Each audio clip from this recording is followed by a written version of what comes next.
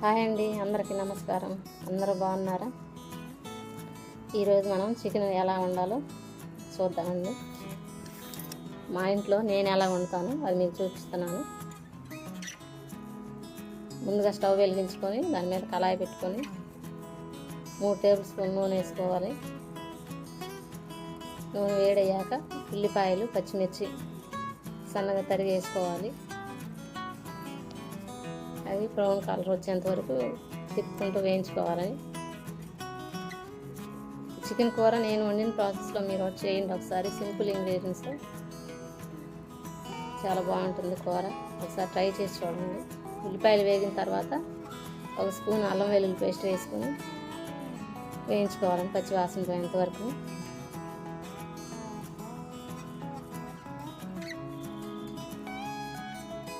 పచ్చివాసన పోయిన తర్వాత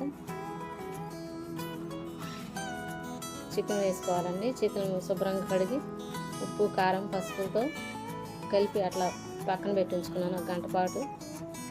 అది ఇలా ఉల్లిపాయలు వేగిన తర్వాత వేసుకున్నాను. అదంతా ఒకసారి కలుపుకొని బాగా అల్లం వెల్లుల్లి పేస్ట్, ఉల్లిపాయలు అందులో బాగా కలిసేటట్టు కలుపుకొని మూత పెట్టి ఒక 5 మినిట్స్ చికెన్లో నుంచి నీరు బయటకు వచ్చేంత వరకు ఉడికించుకోవాలి సన్నని మంట మీద. నీరు వాటర్ వచ్చింది కదా, ఇప్పుడు కొంచెం కలదిప్పుకొని ఇందులోకి 2 టమాటాలు, మీడియం సైజ్ టమాటాలు తరిగి వేసుకున్నాను. పసుపు, కారం 3 టేబుల్ స్పూన్లు వేసానండి. ముందు కొద్దిగా 1 స్పూన్ వరకు వేసుకొని కలుపుకున్నాను. కేజీ చికెన్కి 4 స్పూన్లు వేసాను. ఇందులోనే కొంచెం కరివేపాకు కూడా వేసుకొని అలా కలదిప్పకుండా మూత పెట్టుకుంటే టమాటాలు, కారం అంతా బాగా మగ్గిపోతుందండి. ఒక 5 నిమిషాలు మగ్గించుకుంటే టమాటా బాగా మగ్గిన తర్వాత మూత తీసి ఇలా కలదిప్పుకొని ఒకసారి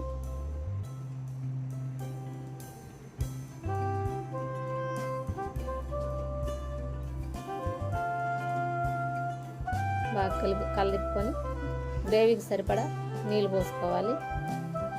అంటే 1 గ్లాస్ పోసుకున్నాను నేను. అంటే చికెన్లో కొంచెం నీళ్ళు ఎక్కువగా ఉంటే బాగోదు కాబట్టి కొంచెం గ్రేవీ చిక్కగా ఉండేటట్టు కలుపుకొని ఈ టైంలో కొంచెం తక్కువైతే చూసుకొని ఉప్పు వేసుకోవచ్చండి. ఈ టైంలో ఇంట్లో తయారు చేసుకున్న గరం మసాలా వేసుకోవాలండి. ధనియాలు, చెక్క, లవంగాలు, కొబ్బరితో ఇలా సింపుల్గా గరం మసాలా తయారు చేసుకున్నాను. అది వేసుకొని కలుపుకోవాలి. 2 నిమిషాలు అలా తిప్పుకున్న తర్వాత చివరిగా కొత్తిమీరతో గార్నిష్ చేసుకోవాలి. ఇది చపాతీలోకి, రైస్లోకి చాలా బాగుంటుంది. ఒకసారి ట్రై చేయండి.